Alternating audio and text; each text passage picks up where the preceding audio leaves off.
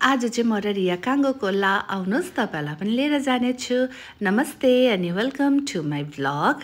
As you can see हामी चाहिँ यहाँनिर स्ट्रेट श्रीलाल मार्केट आइपुगिसकेको छौँ र यो चाहिँ कहाँ हो भन्दा चाहिँ यो चाहिँ हो ठिक्कै तपाईँहरूले राम्रो याद गर्नु रितुजको अपोजिटमा त्यो हो your one step shopping destination euro one है। तपाईँहरूले सुनिरहेको नाम होला, अहिले भर्खर रिसेन्टली ओपन भएको ठाउँ है। यो यति साह्रो राम्रो सामानहरू रहेछ यहाँ चाहिँ होइन, अपस्टेजहरू पनि रहेछ। यहाँ हेर्नुहोस्, तपाईँहरूलाई पनि पुरा मनपर्छ। हामी त म र रिया त देखेर अत्ताले साथीहरू, यति सस्तो प्राइसमा 111 है।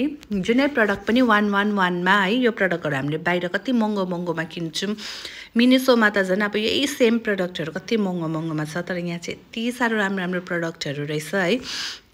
एज यु क्यान सी है, यो ब्लेन्डरहरू हेर्नु, अन्त 111मा है विथ कर्लर त्यस्तोहरू पनि थियो। यहाँनिर किचनहरूको भराइटी देखेर पनि अब यो फेस मसाजरहरू हेर्नु है, मैले यो जुन चाहिँ हेर्दैछु यति साह्रो राम्रो प्रडक्टहरू, हामीलाई डेली एसेन्सियल हुने प्रडक्टहरू नै थियो है। कस्तो राम्रो क्वालिटीमा पनि।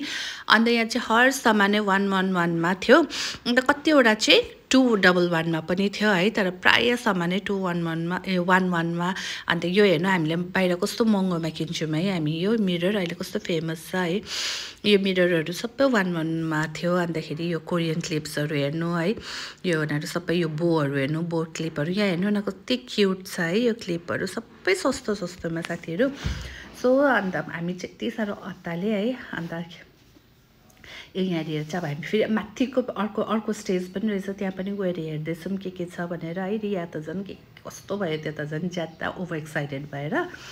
सो हामीले किनेर यहाँ बिलहरू पनि पेमेन्ट गरेँ। के किने त्यो चाहिँ म तपाईँलाई नेक्स्ट भिडियोमा देखाउने छु, किनभने यो भिडियो चाहिँ लामो भयो नि त।